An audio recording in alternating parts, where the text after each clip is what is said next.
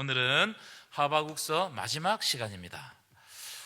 우리가 하바국서를 공부해봐서 알겠지만 하바국서는 우리가 공부해서 우리가 느끼겠지만 내용적으로는 그렇게 어렵지 않습니다. 다만 하바국서에 어려움이 있다면 그것은 내용이 어려워서 어려운 것이 아니라 하바국과 이스라엘 백성들의 어려움을 보는 것이 어려워요. 그렇죠. 어려움을 보는 것이 참 어렵습니다.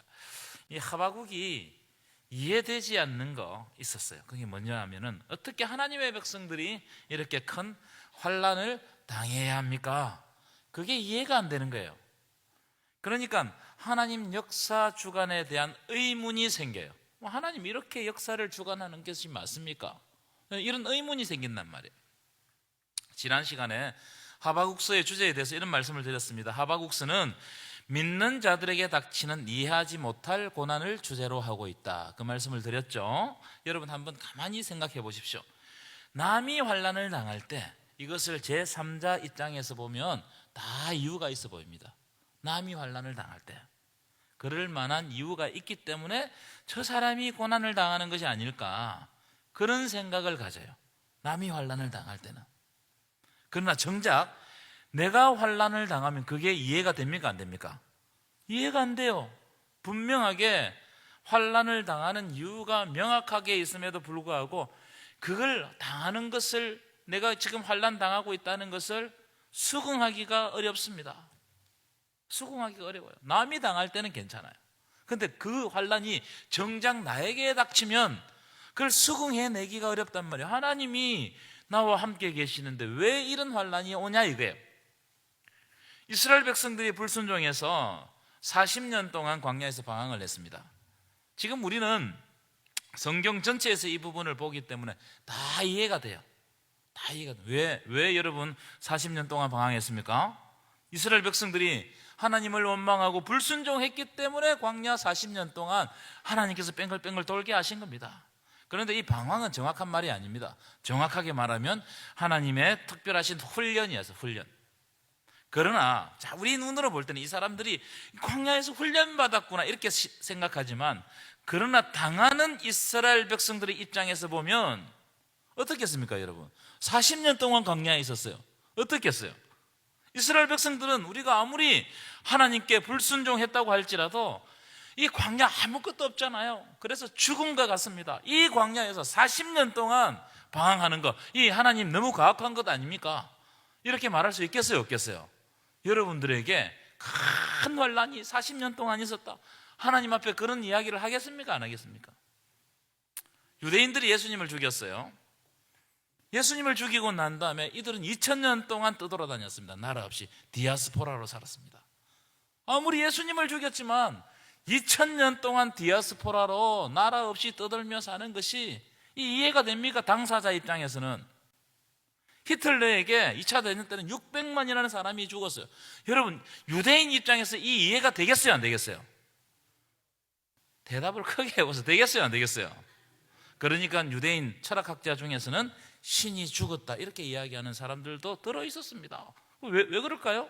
아니, 하나님이 살아계시다면 우리 선민이라고 했는데 왜 우리 선민이 이런 고통을 당하냔 말이에요. 하나님이 살아계신데 왜 이해하지 못할 고통이 오냐 이거죠.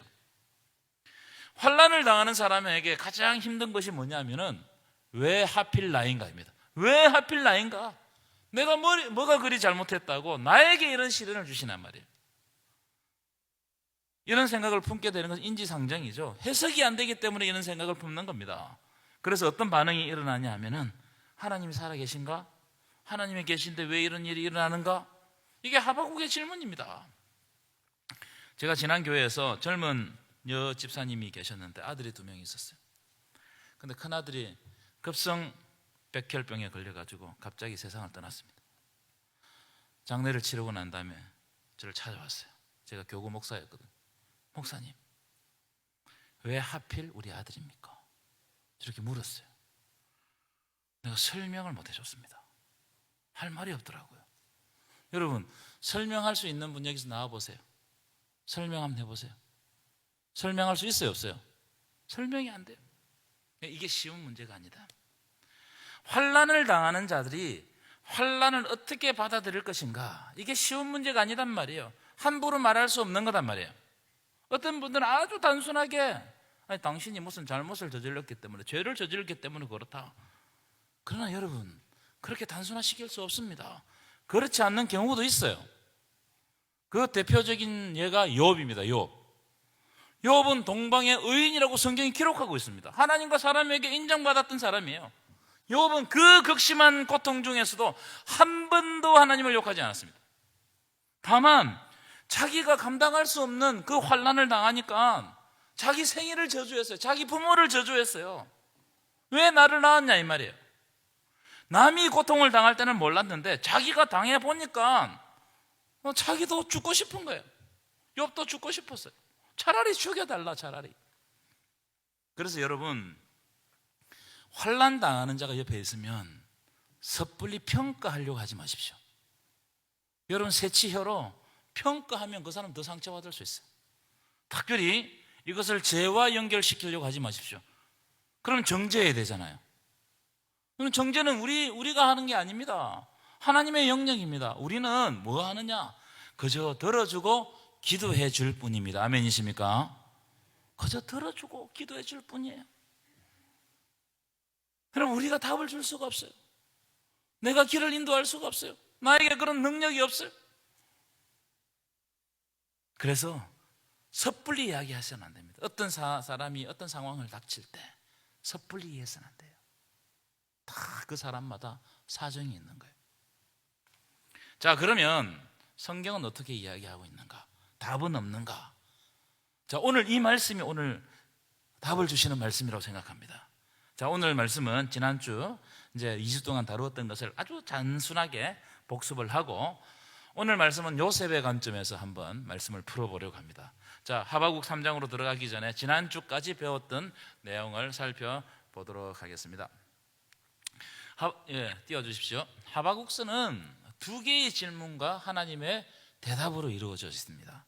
그래서 두 질문, 이 두 질문의 내용은 아주 심플해요. 아주 간단합니다. 복잡하지 않습니다. 1장 2절 한번 읽어볼까요? 시작. 여호와여, 내가 부르시셔도 주께서 듣지 아니하시니 어느 때까지이리까? 내가 강포로 말미암아 외쳐도 주께서 구원하지 아니하시나이다. 하나님 왜 대답 안 하냐 이 말이에요. 우리가 폭력으로 말미암아 하나님께 기도해도 하나님 왜 응답 안 합니까? 이게 첫 번째 질문이에요. 여러분, 이럴 때 답답합니까? 안 답답합니까? 답답해요. 하나님 대답 한마디만, 제가 신학교 다닐 때 하나님 나에게 신학을 하든지 말든지 딱 한마디만 해주시면 내가 결정하겠다고. 대답이 안 들려. 답답해요. 두 번째 질문, 비슷합니다. 두 번째 질문 한번 읽어볼까요? 시작. 어찌하여 거짓된 자들을 방관하시며 악인이 자기보다 의로운 사람을 삼키는데도 잠잠하시나이까? 이 주제는 이겁니다. 악인이 의인을 삼켰어요. 야, 이게 이해가 안 되는 거예요. 어떻게 하나님이 살아 역사하시는데 악인이 의인을 삼키냔 말이에요. 그런데 왜 하나님 가만 계시냐? 이게 이해가 안 되는 겁니다. 이 두 가지 질문이었어요. 하박국의 질문은 두 가지 질문. 왜 하나님 응답하지 않습니까? 악인이 의인을 삼키는데도 왜 하나님 가만히 계십니까? 그러면서 하박국이 하나님께 아주 공격적으로 탄원합니다. 자, 2장 1절 보실까요? 죄송합니다. 2장 1절 한번 읽어보겠습니다. 시작. 내가 파송하는 곳에 서며 성루에 서리라.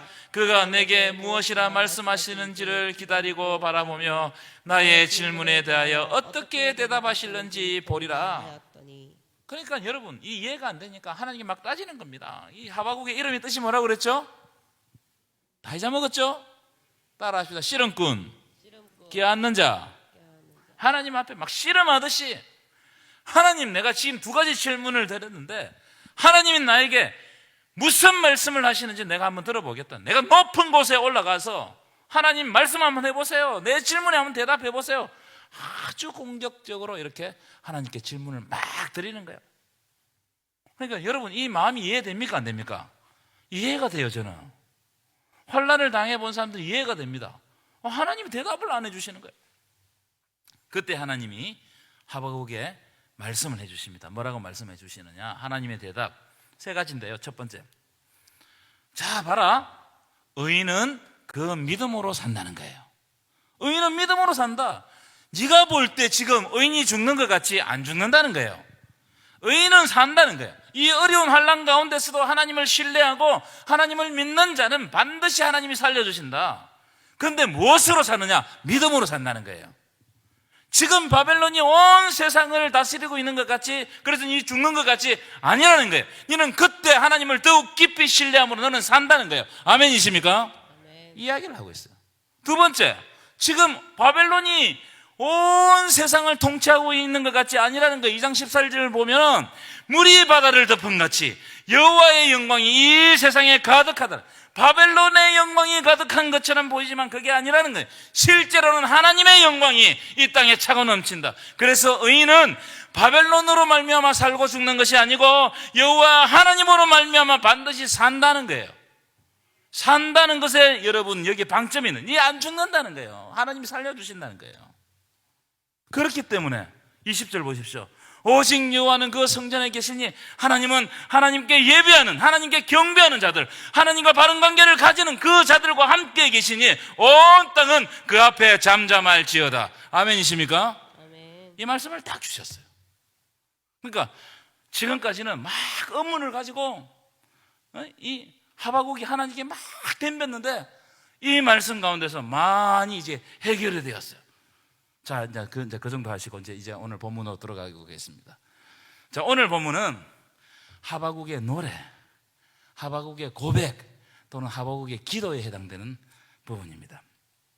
하나님의 이 대답, 금방 제가 말씀드린 이 대답을 듣고 하나님의 뜻을 깨닫게 된 하박국이 하나님을 고백하고 하나님을 노래하고 하나님께 기도하는 장면이에요. 참, 여러분, 우리가 은혜를 받으면 이렇게 됩니다. 은혜를 받기 전까지는 모든 것이 이해가 안 돼요. 근데 하나님의 은혜가 딱 임하면 이해 안 됐던 것이 누가 설명하지 않아도 이해가 됩니다. 그럴 때가 있어요. 자, 3장 2절 보실까요? 3장 2절.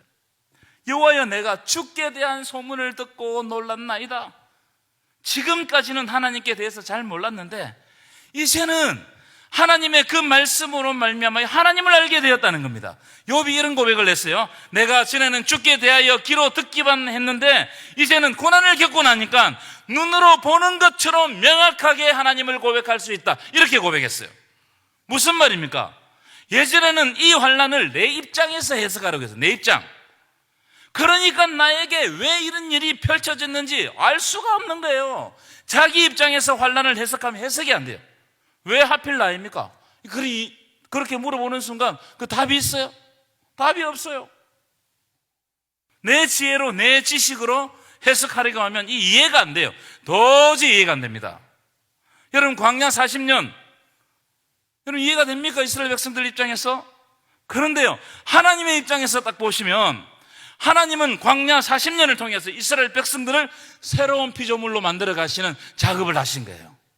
사람 눈에는 그게 안 보입니다. 하나님 입장에서 보면 하나님 백성들을 만들어가는 과정이 광야 40년이에요. 사람 입장에서 볼 때는 방황이에요. 우리를 이렇게 왜 방황시키냐 말이에요. 그런데 하나님 입장에서 볼 때는 어떻게 한다고요? 우리의 모난 부분을 끊고 하나님의 약속만 바라보게 하는, 하나님이 하나님의 피조물로 만들어가는 과정이었다는 거예요. 그러니까 환난이 닥치면 어떻게 해야 되느냐? 내 입장에서 해석하면 절대로 안 답니다. 하나님이 무엇을 요구하시는가? 이때 무엇을 뜻하시는가? 사도 바울 한번 보십시오. 환난을 통해서 하나님은 사도 바울을 새롭게 빚는 겁니다. 그래서 사도 바울이 어떻게 됐냐면 자기에게 있는 육체의 가시까지 감사하는 거예요. 약할 때 강함 되신다는 거예요. 그걸 깨달아 버렸어요. 완전히 사도 바울이 하나님 안에서 새로운 피조물이 되는 겁니다. 무슨 말이냐면 내게 환난이 오면 하나님의 계획과 섭리라는 그 스펙트럼으로 내 환난을 볼 필요가 있다는 거예요. 하나님이 그냥 막 환난을 주는 것이 아니고 이 환난에는 분명하게 하나님의 섭리와 계획과 구원이 담겨 있다는 거예요. 그 관점으로 환난을 볼 필요가 있다. 이걸 하박국 선지자가 딱 깨달은 겁니다. 그래서 하박국 선지자가 뭐라고 고백하느냐? 자, 보십시오. 여호와여, 주는 주의 일을 이 수년 내에 부응하게 하옵소서. 이 수년 내에 나타내시옵소서. 진노 중에라도 긍휼을 잊지 마옵소서. 여러분, 여기서 말하는 부흥은요, 숫자가 느는 게 아닙니다. 우리가 생각하는 부흥으로 해석해서는 안 돼요. 여기서 말하는 부흥은 하나님의 생각, 하나님의 섭리, 하나님의 계획이 이루어지는 거예요. 하나님의 뜻하신 바가 이루어지는 겁니다. 자, 그런 의미를 가지고 다시 보십시오. 말씀을 보세요. 여호와의 주의 일을 어떻게 하라고요? 이 수년 내에 이루게 하여 주시옵소서. 하나님의 뜻이 이 수년 내에 이루게 하여 주시옵소서. 여러분, 하나님의 일이 뭡니까? 하나님이 이스라엘 백성들을 심판하는 걸 말해요. 깨닫고 나니까 하나님이 지금 속히 하나님의 일이 우리 땅 가운데, 우리의 삶 가운데 이루어지게 하여 주옵소서. 바벨론을 통해서 온 세상을 심판하는 일이 하나님의 뜻이라면 주여, 주저하지 마시고 속히 이루소서. 우리가 그걸 감당하겠습니다. 인내하겠습니다. 그러나 이 하박국 기도합니다. 그러나 진노 중에라도 긍휼을 잊지 마옵소서. 진노하셔서 심판하시지만 우리를 버리지 마십시오. 우리가 기도할 대목 여기 있는 거예요. 우리를 불쌍히 여기시고 여전히 우리에게 은혜를 주시고 하나님 우리를 붙들어 주시고 우리가 사망의 엄침한 골짜기로 떨어지지 아니하도록 주의 지팡이가 막대기가 우리를 안위하여 주옵소서. 여러분, 하나님은 환난을 통해서 하나님의 뜻을 보게 하십니다. 아멘이십니까? 저는 이것을 믿음의 훈련이라고 불러요. 하나님은 환난을 통해 가지고 하나님의 뜻을 밝히고 하나님의 뜻이 무엇인지를 우리들에게 딱 드러내는 겁니다. 여러분, 믿음의 훈련은 고난을 통해서만 역사하는 겁니다. 믿음의 훈련은 뭘 통해서만 역사한다고요? 고난을 통해서. 이게 여러분 성경 속에 있는 진리예요. 여러분, 고난이 없을 때는요, 큰 소리 치는 사람이 믿음 좋은 사람이에요. 한번 보십시오. 내가 막 믿는 거, 큰 소리 치는 사람 믿음 좋은 사람이야. 자기를 막 자랑하는 사람이, 간증 잘하는 사람 믿음 좋은 사람이에요. 안 그렇습니까? 또 때때로는 봉사 잘하는 사람 믿음 좋은 사람처럼 보입니다. 그런데 그런 믿음은 불로 연단한 믿음이라고 할 수 없잖아요. 불로 연단한 믿음이 아니에요. 불로 연단한 믿음은 환난이 오면 그 순간 믿음이 있는 자와 믿음이 없는 자로 확 갈립니다. 고난이 오면 진짜 믿음인지 아닌지 알 수 있어요. 아무리 자기를 감추고 자기가 믿음이 좋은 척하고 해도 고난이 오지 않을 때는 그 믿음이 무엇인지 알지 못해요. 그런데 고난이 딱 오는 순간 그때 진짜 믿음이 딱 드러나는 거예요. 내가 고난이 올 때, 내 속이 상할 때, 내가 내 마음대로 안 될 때, 그때 내가 어떻게 행동하냐 말이에요. 여러분, 이게 믿음 있는 자가 아니겠어요? 여러분, 믿음은 직분이 아닙니다. 목사가 믿음이 가장 크고 장로가 그 다음이고 그 다음, 그런 식으로 된 게 믿음이 아니에요. 그 믿음의 척도는 우리가 알 수 없습니다. 잘 섬긴다고 여러분 믿음이 좋은 것 같아요? 물론 믿음으로 헌신하기 때문에 그걸 믿음이라 할 수 있겠죠. 그런데 그게 다가 아니라는 겁니다. 제가 보면요, 섬기다가 시험 들어가지고 신앙을 그만두는 경우가 너무 많아요. 그건 믿음으로 한 게 아니에요. 자기 열정으로 한 겁니다. 자기 열정 떨어지고 자기가 다른 이상한 소리 들으니까 포기하는 거잖아요. 그만두는 거잖아요. 이게 믿음이라고 착각해서는 안 된다 이 말이에요. 여러분, 믿음은 뭐냐? 환난 중에서도 하나님의 뜻이 깨달아질 때까지 하나님을 신뢰하는 거예요. 믿으십니까? 이게 믿음이에요. 이게 믿음이란 말이에요. 여러분, 요셉을 한번 보십시오. 여러분, 요셉 자신이 자기 삶이 이해가 됐겠어요? 도대체 여러분, 요셉이 잘못한 게 뭐가 있었어요? 한번 생각해 보십시오. 여러분, 요셉은 억울하게 누명을 썼습니다. 그래 노예로 팔려갔어요. 또 억울하게 범죄자로 팔려갔습니다. 감옥에 갇혔어요. 13년, 무려 몇 년요? 13년. 여러분, 이게 쉬운 일이 아니잖아요. 그런데 희한하게도 성경을 보면 요셉은 그 환난 가운데서도 계속해서 하나님을 신뢰하고 그분과 동행하는 겁니다. 이게 믿음이라는 거예요. 아멘이십니까? 이게 믿음이라는 거예요.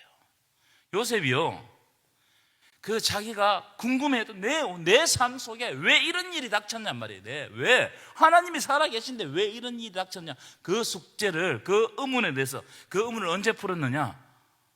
형들이 자기를 찾아왔을 때, 애굽으로 양식을 구하러 왔을 때, 그때 그 숙제가 풀린단 말이에요. 요셉이 17살 때 팔려갔습니다. 30살 때 총리가 되었어요. 몇 년 지났습니까? 13년이 지났어요. 그리고 7년 동안 풍년이 있었습니다. 그럼 몇 년이에요? 20년이에요. 근데 흉년이 일어나고 난 2년째 되던 해에 요셉의 형들이 양식을 구하러 왔거든요. 그럼 몇 년 만에 형들을 본 겁니까? 22년 만에 형들을 만난 거예요. 22년 만에. 그때 형들을 보는 순간 하나님의 뜻이 무엇인지를 딱 발견했어요. 아, 이게 하나님의 뜻이었구나. 몇 년 만에? 22년 만에. 하나님의 섭리와 계획을 요셉이 발견한 거예요. 자, 그 장면 한번 보십시다.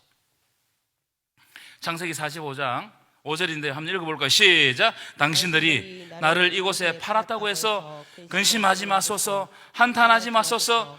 하나님이 생명을 구원하시려고 나를 당신들보다 먼저 보내셨나이다. 무슨 말이에요? 요셉이 22년 후에 자기에게 일어난 일들을 살펴보니까 요셉이 당한 환난은 하나님의 계획과 섭리 가운데 일어난 일인 거예요. 이걸 이때 아는 거예요. 요셉이 처음 팔려갔을 때는 그걸 몰랐어요. 전혀 알지 못했어요. 마치 캄캄한 안개 가운데, 터널 가운데 있는 것 같았습니다. 그런데 22년 후에 보니까 하나님이 나를 이곳에 먼저 보내신 거예요. 이게 하나님의 계획이에요. 그 계획이 우리 역사의 전면에 드러나기 전까지는 몰라. 참, 그럼에도 불구하고 하나님을 기대하고 그 믿음을 가지고 믿음의 여정을 요셉이 계속했다는 거. 여러분, 얼마나 귀한 거. 이게 믿음 아니겠습니까, 여러분? 이게 믿음 아니겠어요? 그래서 믿음이 뭐냐?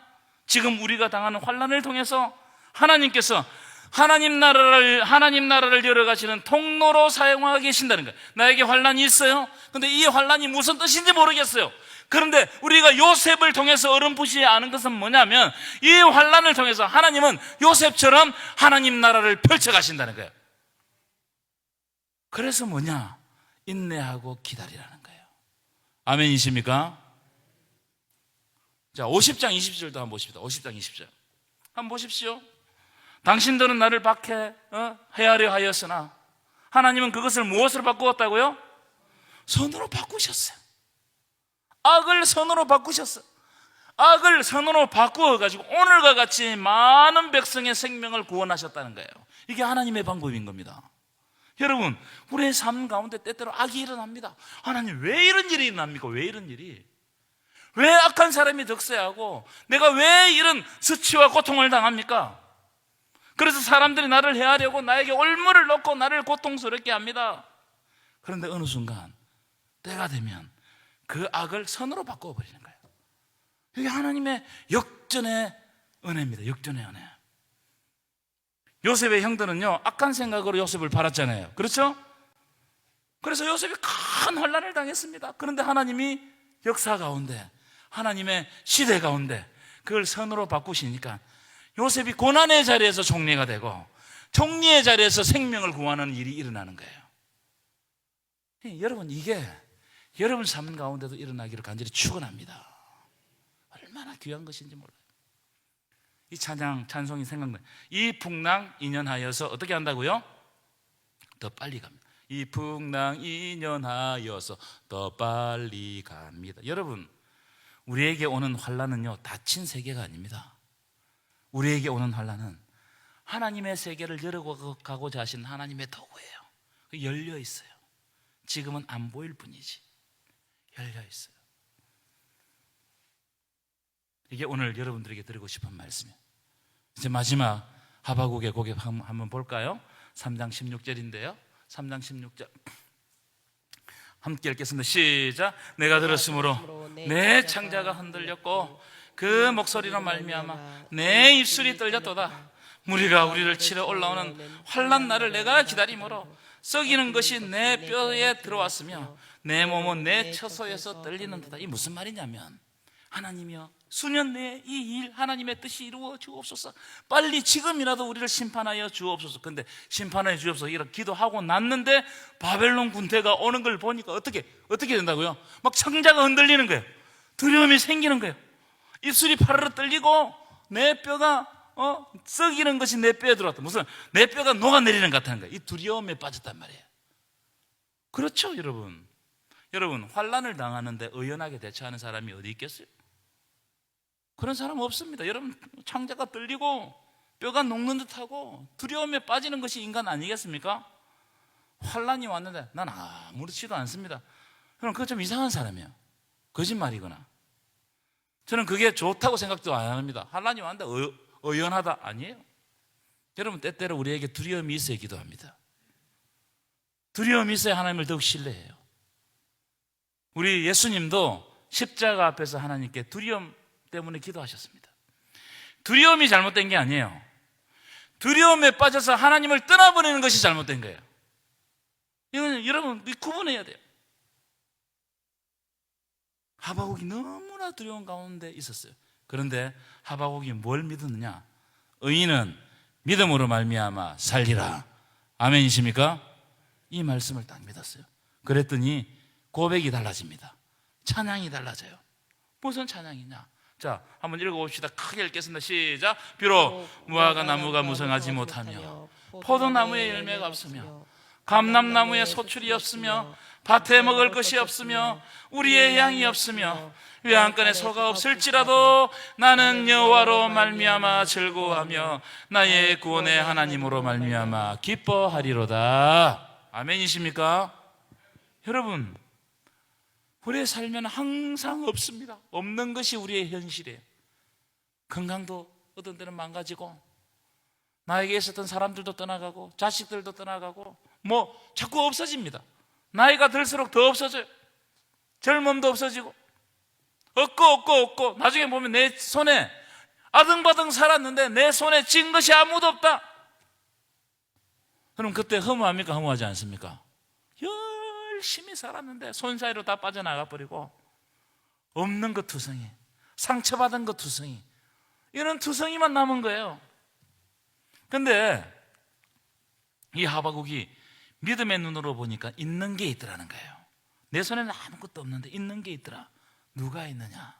전능하신 여호와 하나님께서 나와 함께 계시더라는 거예요. 그래서 여호와로 말미암아 즐거워하고 나의 구원의 하나님으로 말미암아 기뻐한다는 거예요. 이게 믿음인 줄 믿습니다. 이게 믿음인 거예요. 여러분, 많이 가지셨어요? 좀 벌어 놓으셨어요? 좀 어디다가 꽁치 넣으셨어요? 그것도 다 날아갑니다. 여러분, 고독이 찾아오고 환란이 찾아오면 그 있는 것 때문에 더 괴로울 수 있어요. 그런데 끝까지 나와 함께 하시고 끝까지 우리를 사랑해 주시는 분은 하나님이신 줄 믿습니다. 이게 안 흔들리면 안 흔들려요. 근데 흔들리는 분들은 다 이게 흔들리는 거예요. 이게 흔들려요. 하나님은 안 보이고 내 손에 빠져나가는 이거 보고 있으니까 흔들리는 거예요. 이거 어떡하지? 이 더 빠져나가면 어떡하지? 야, 저거 없으면 어떡하지? 자꾸 없는 걸 찾는 거예요. 없고 자꾸 없는 걸 찾아가지고 아무리 찾아보세요. 없는 것이 채워지나? 아니에요. 그때 나와 함께 하신 하나님을 의지하십시오. 하나님은 일용할 양식을 우리에게 주실 줄 믿습니다. 우리를 인도해 가실 줄 믿습니다. 그래서 마지막으로 하박국이 뭐라고 고백하느냐? 주 여호와는 나의 힘이시라. 주 여호와는 나의 힘이시라. 아멘이십니까? 하나님이 힘 되시는 거예요. 하나님이 정말 힘 되시는 거예요. 그래서 나의 발을 사슴과 같이 하셔가지고 나는 지금 어디에 지금 다니고 있습니까? 사망의 음침한 골짜기에 빠질까 말까 하게 다니는데 하나님은 나를 높이셔서 높은 곳으로 다니게 하신다는 거예요. 하나님께서 여러분들을 높은 곳으로 다니게 하실 줄 믿습니다. 그러니까 여러분, 이 하박국서를 보면서 은혜 많이 받았으면 좋겠어요. 왜냐하면 내 인생의 질문들이 여기 많이 있습니다. 해결되지 않는 문제들이 있잖아요, 여러분. 그런데 그때마다 오늘 볼렀던 비록 무화과 나무가 무성하지 못하고 포도나무에 열매가 없고 아무것도 없을지라도 나는 여호와로 말미암아 즐거워한다는 거예요. 하나님과 깊은 관계를 통해 가지고 하나님이 열어주시는 새로운 세계, 이 세계가 보이면 지금 있는 것이 중요한 게 아니에요. 하나님이 보여주시는 세계가 더 중요한 거예요. 믿으십니까? 이런 놀라운 은혜가 여러분 삶 가운데 넘쳐나기를 간절히 축원합니다.